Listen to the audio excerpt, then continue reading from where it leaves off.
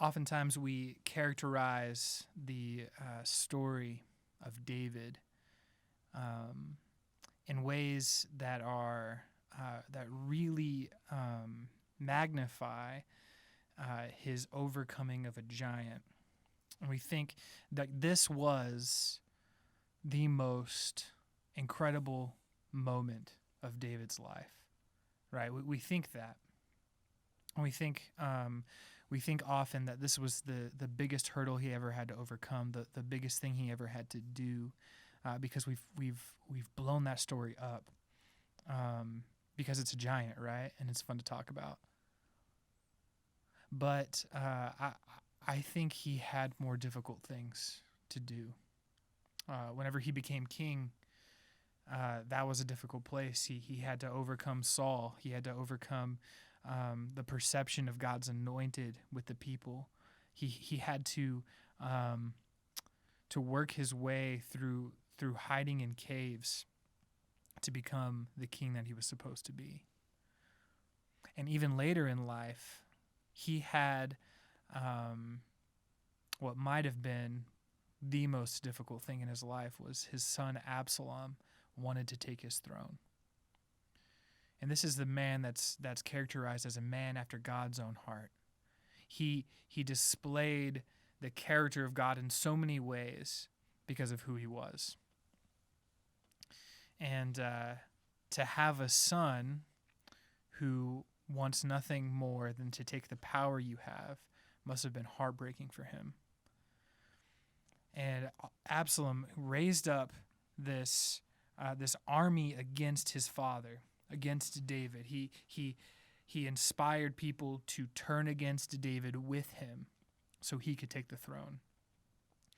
And in the middle of this, while he was about to attack, while he was going to attack his father, he was riding through a forest, and all of a sudden his hair gets caught up in a tree. And he's hanging there like a piñata. And David's army, some of his soldiers come up, and they treat him like one. And they kill him. And they stick their spears through him and finish him off. And then they go back to the king. And whenever the news finally arrives at David, they're expecting him to be excited.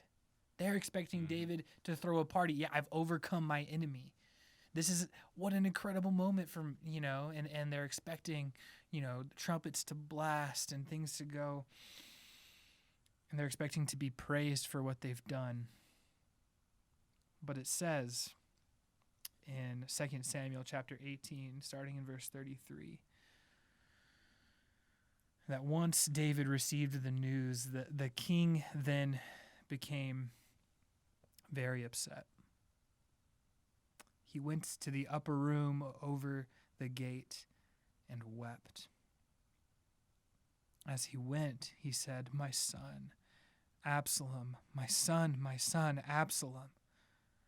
If only I could have died in your place, Absalom, my son, my son."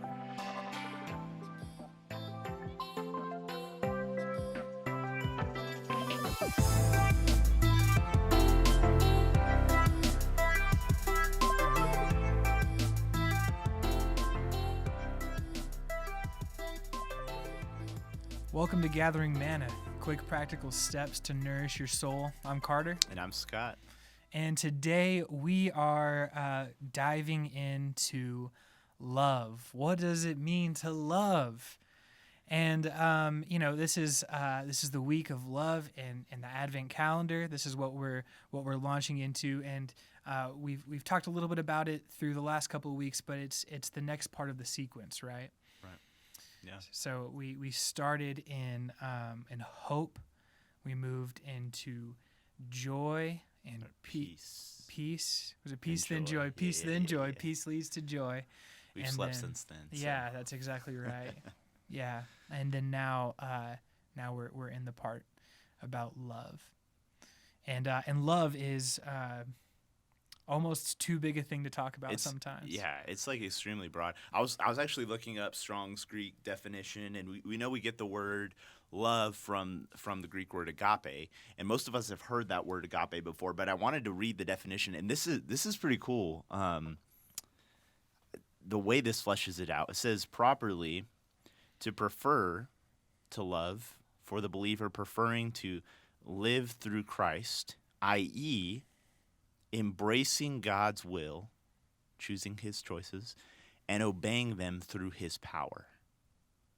And then later on, it skips down here just a little bit and says, with the believer, agape, whatever, to love means actively doing what the Lord prefers with him by his power and direction. And there's a lot there. Obviously, we could go in about 1,000 different directions here, but getting that kind of working definition, there's a lot we can start on. Love. Scott, if you were to try and break that down a little bit, what would you say? What is a good working definition for you for love? If I were to look at love as far as Christian love, agape, I would say, it's bound up. This is the Scott Hall definition. It's bound up in sacrificially giving of yourself.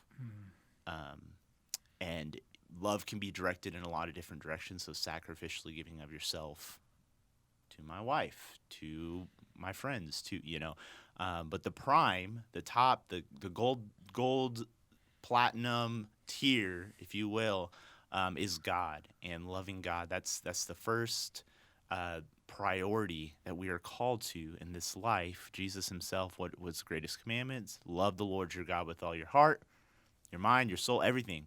And then also love your neighbor as yourself. That comes as an outpouring, as an extension of loving God well. Don't get the two flipped.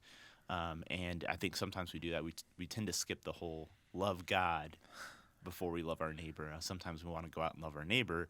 We're not really good at loving God. Haven't loved God in a very long time per se. And so it's an interesting take on what that actually looks like. And in this episode, there's no way we can accurately exhaust what that actually means. And so we're going to just talk and share some stories actually here a little bit. So So to jump off that, we've got this idea that comes through in 1 John whenever he's describing who God is. He says God is love, which is not to say that I think we get it twisted.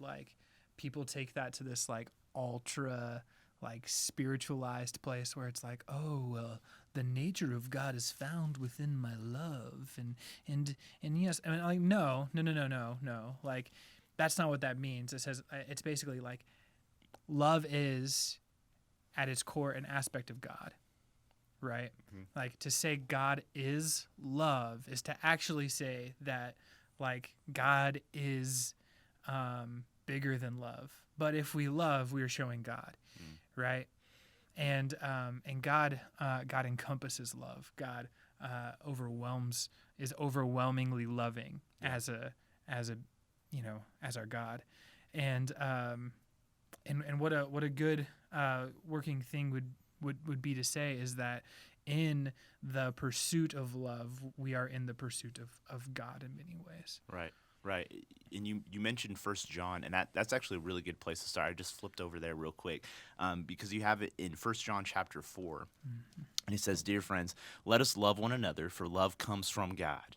Everyone who loves has been born of God and knows God. Whoever does not love does not know God, because God is love. This is how God showed his love among us." Here it is, Advent season. He sent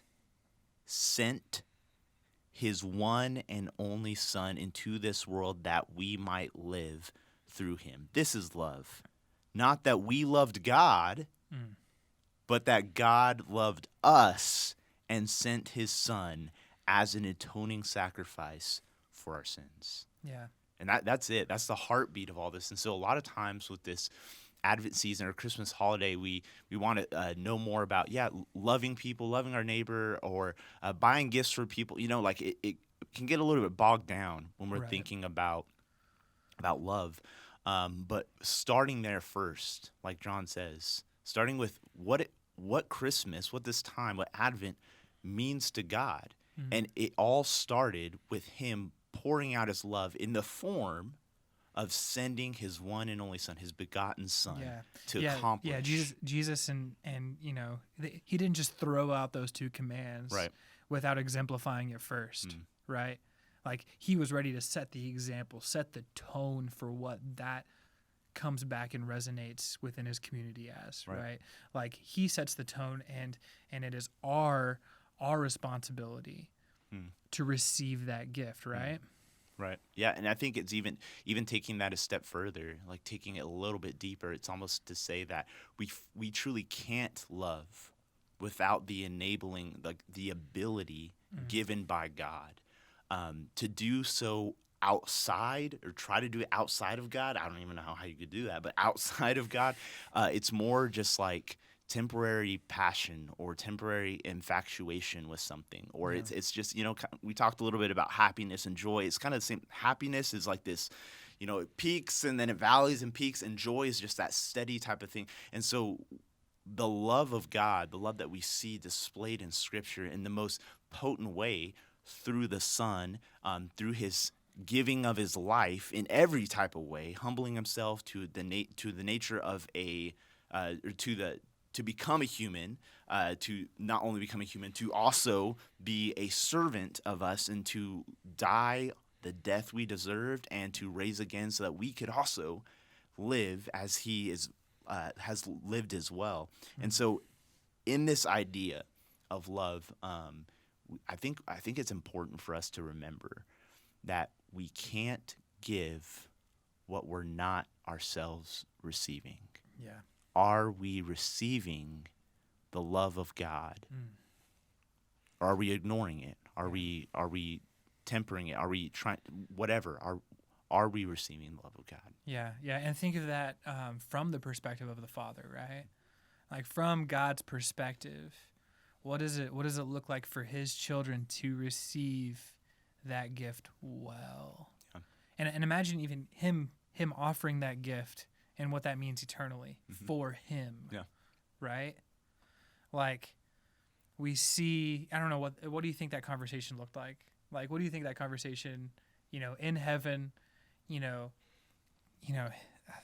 Christ and the Spirit and the Father have been eternally been the Trinity, right? Like that's always been the nature of God. Yeah. That's not something new, right? It's something that's been revealed in Christ, but it's not something that's new. Like, what do you think that was like? What do you think that was like for the angels to be like, whoa, you want me to go tell Mary what now? Yeah. You want me to tell Joseph now? That's, oh man. Well, yeah, it's phenomenal because we know that God from the beginning. Romans tells us that he's predestined these things. He's known these things. He's had he is God. And so knowing what he was creating, creation itself, knowing humanity, knowing the outcomes, and it's like before that even started, you can almost imagine what type of conversation, I guess, was happening, Father, Son, Spirit. And they say, we're going to see this thing through to the end, whatever the cost. And we know the cost. Knowing what that was going to, and they still, out of love, created. They still, out of love, allowed Adam and Eve to be in the garden with this tree. It's none of this force. That's not real love, to force someone, not even to provide the option outside of it, if that makes sense, to fully invest and choose that love. That's what God wanted. Yeah. And so I think it's really baffling. It's astonishing to really think about when these things started to play out. Even the angels are just shocked, like, oh my heavenly Father, my God, this is amazing.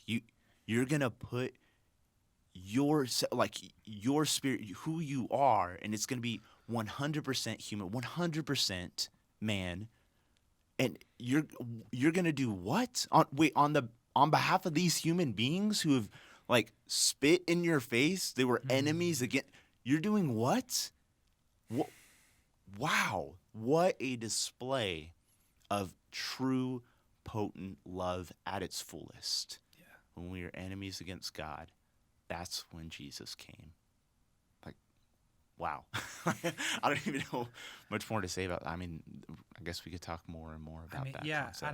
I don't know if I can think of anything that I've done that even compares. Scott? What's the craziest thing that you've ever done in the name of love? I mean, I've done some crazy things. I think one of them was I was a college student, my now wife. I wanted to visit her family. They lived overseas. And I was like, okay, I want to go, I want to go visit them. And then I saw how much plane tickets were.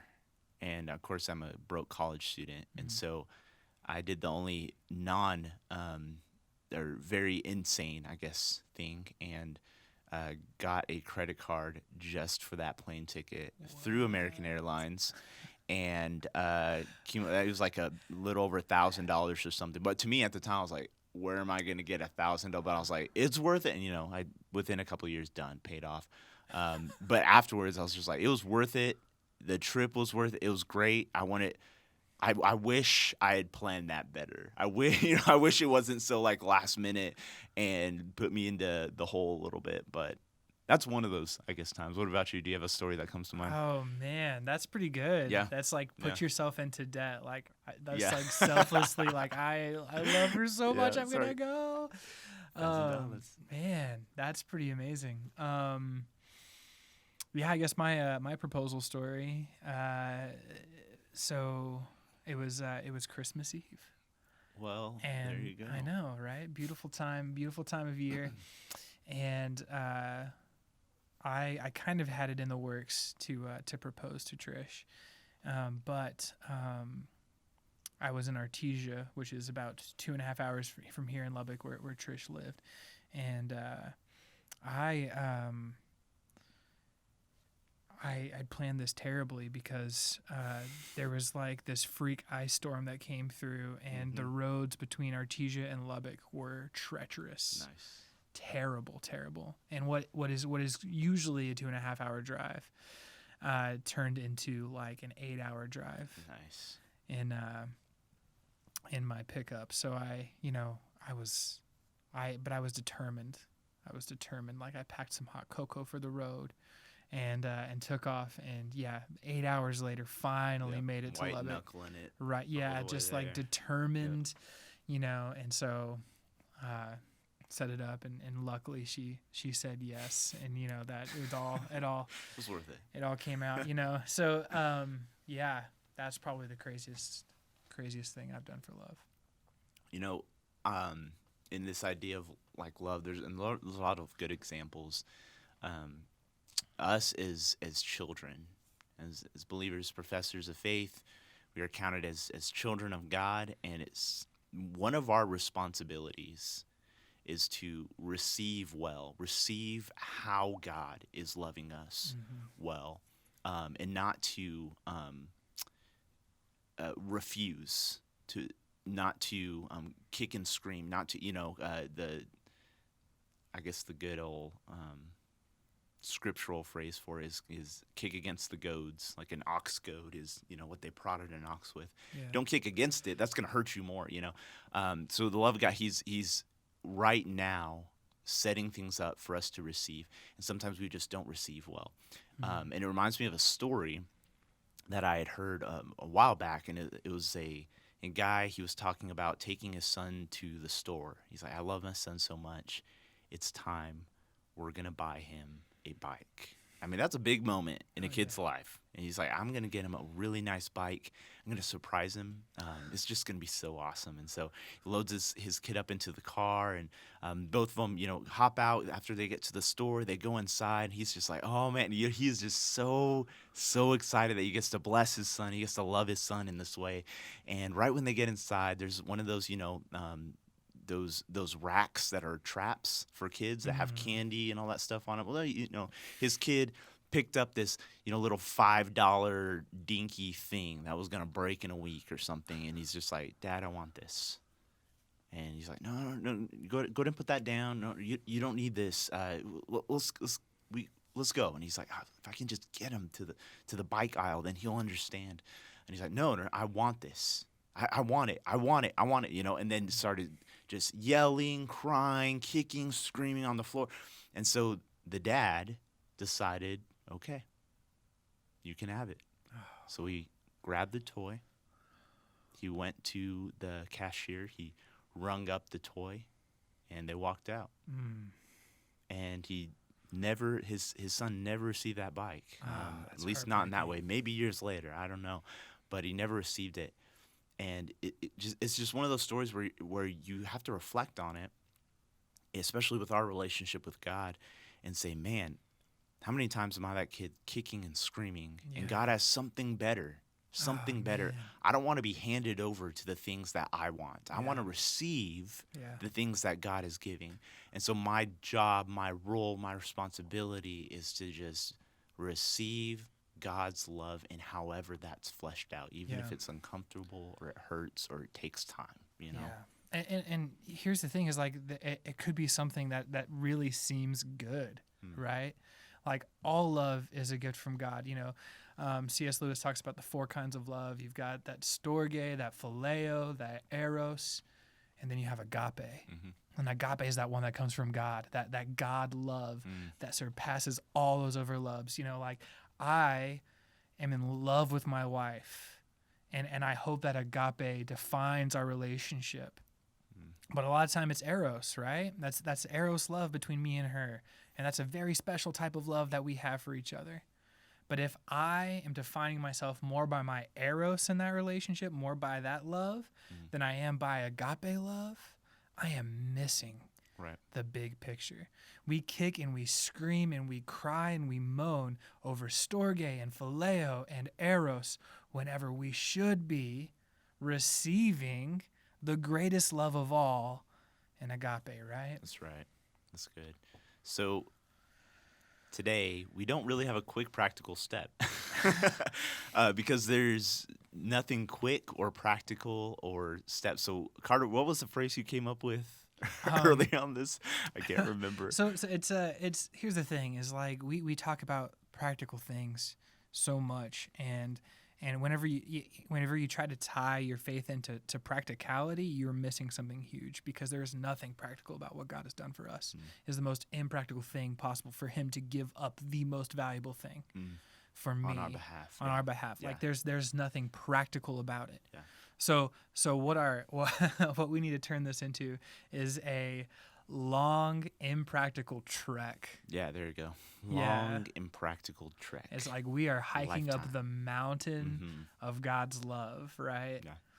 And so what all we can do right now, all we can prepare your heart to receive the love of God. That's right. That is your long, impractical trek of your life. That's right. Yeah. And that's the basis. If we can get real with y'all a little bit, that's the basis of Gathering Manna. That's where we started. Yeah. That it's based on the story in the Old Testament. The Israelites, they're complaining. They're like, you brought us out into the desert. We're not being fed. And God, every morning, they would wake up, and God would have provided this, what was manna, which was like bread-like type stuff. We don't really know exactly what it was, but it was enough nourishment. You were supposed to gather up enough for the day, not for tomorrow, not extra, not enough, gather up enough for the day. And this was the whole idea, but it was this consistent, daily, grace-filled love being poured out, that they were to just simply walk out of their tent and just receive it. Gathering Manna. And so this is the whole heart of the show. And so this idea of us simply just opening our hearts, softening our hearts, and receiving what God has, even if in the time it hurts, even if it requires patience, even if you fill in the blank for your even if, but whatever it is, even if, simply look to receive. Where is God placing the manna in your life today? Yeah. Nothing will more reliably sustain you than that. That's right. That's right. So that is our That's it. long, impractical trek. And thank you for joining us. Thank you for doing this with us. Thank you for walking with us as we seek to receive the love of God together. And remember to get outside your tent today. This has been Gathering Manna. For more content like today's episode, like us on Facebook or follow us on Instagram or subscribe to our YouTube channel. For content on the go, subscribe to our podcast on Spotify, Anchor, Google Podcasts, Apple Podcasts, or your favorite podcasting platform. If you enjoyed today's episode, please leave us a review on Apple Podcasts or drop a comment on Facebook, Instagram, or YouTube. Thanks for joining us. God bless you, and we hope that you'll be mobilized to get outside of your tent today.